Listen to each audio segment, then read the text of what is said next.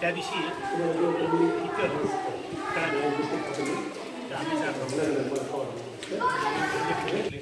चाललो असं तसं बोलत बोलत एक मुलगी आली त्या मुलीने काय केलं माहिती आहे का? त्या मुलीनं खूप घरची परिस्थिती एवढी काय भारी नाही बघा.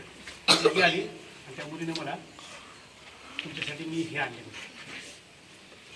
काय आणलं म्हणजे बघितलं कशामध्ये पुण्याच्या तिच्या क्षात बघितलं थोडा असा फुललं की काय आणलं. आपण होतो वयानं मोठे लेकराचं प्रेम लेकराची माया आणि लेकराला लावलेला जीव कधी कधी विसरत नाही. 3 दिवस झालं लक्षातून जात नाही माझ्या ती गोष्ट लक्षात आली.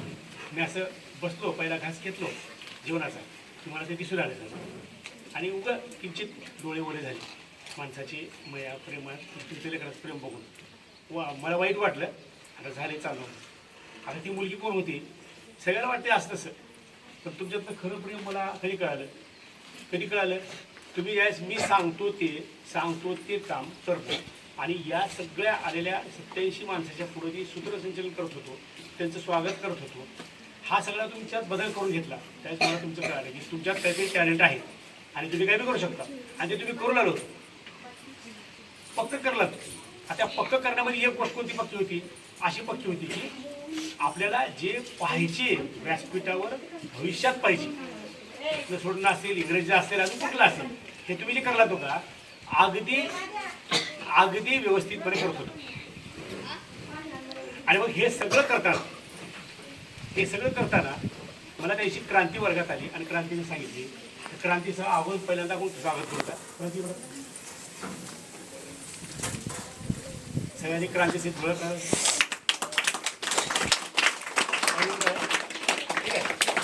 हा प्रसंग एकदम साधारण बघा हा प्रसंग एकदम साधारण आहे. तेवढाच एक क्लिप छोटासा छोटीशी फोटो व्हिडिओ मी काढण्याची काय होतं सर माझ्याकडे काहीच नाही आणि लेकराकडे काही नसते बरं का माझ्याकडे काहीच नाही पण मी तुम्हाला एक गोष्ट देतो. मग तिने काय केली माहिती का की मला बिस्किटचा पुडा बिस्किटचा पुडा आणि फक्त 5 रुपये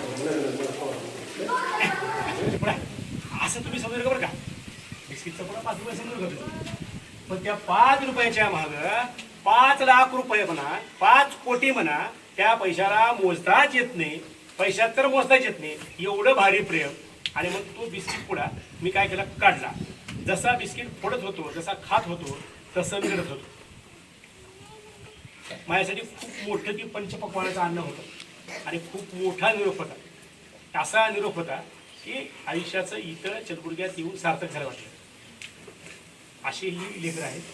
आता एकमेव कारण तुम्हाला इथंच सांगण्याचं की तुम्ही इतके निर्मळ आहात पण हा निर्मळपणा तुम्हाला जर करायचा असेल अजून टिकवायचा असेल तर तुमच्यासोबत हुशारी पाहिजे. जे हुशार माणसं आहेत त्यांनी त्यांची लबाडी लपवली आहे समजलं का नाही अत्यंत हुशारीनं. तुम्हाला आपल्याकडे काय पाहिजे कौशल्य पाहिजे एवढ्या गोष्टी तुम्ही करायच्या आणि ते केल्याशिवाय तुम्ही यशस्वी होणार नाही एवढं सांगायचे. भविष्यात खूप मोठं व्हा प्रत्येकाच्या आईवडिला स्वप्न आहे की लेकरं आपले चांगले आहेत. तुमच्यासाठी आज त्यांच्या रक्ताचं पाणी करत आहेत. मी तुम्हाला मागं सांगितलं होतं काय सांगितलं होतं 2 गोष्टी सांगितलं होतं.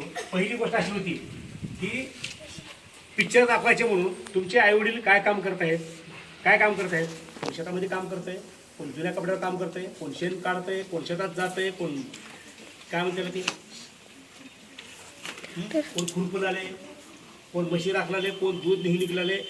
एकही असा वडील इथं आई इथं एकही नाही की जे हातावरनं पोट नाही आणि काम करते. हे सगळे तुम्हाला बघितलं मी मला खूप वाईट वाटलं.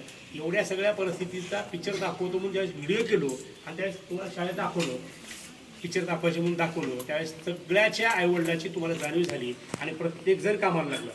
हा तुमचा मानसिक बदल झाला. तोच बदल आजही करायचे उद्याही करायचे. अजून तुमची परिस्थिती बदललेली नाही.